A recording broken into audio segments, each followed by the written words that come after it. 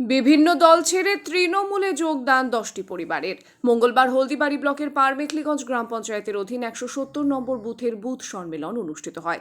সেখানে বিভিন্ন দল ছেড়ে তৃণমূলে যোগদান করেন 10টি পরিবার বলে দাবি তৃণমূলের নেতৃত্বদের। তাদের হাতে দলীয় পতাকা তুলে দেন মেখলিগঞ্জের বিধায়ক পরেশ চন্দ্র অধিকারী।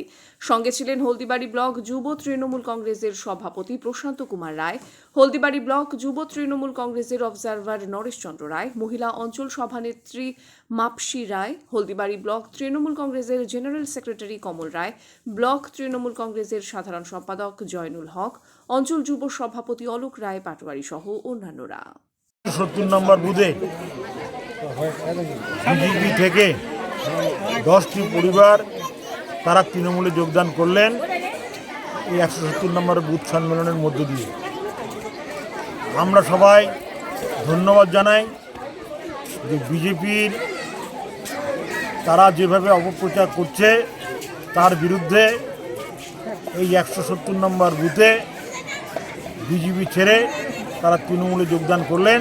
সবাইকে স্বাগত জানাচ্ছি আগামী দিনের সমস্ত লড়াই সংগ্রামে তারা আমাদের সাথী হবেন এবং সকলকে ধন্যবাদ জানিয়ে আজকে যোগদান করব এখানে।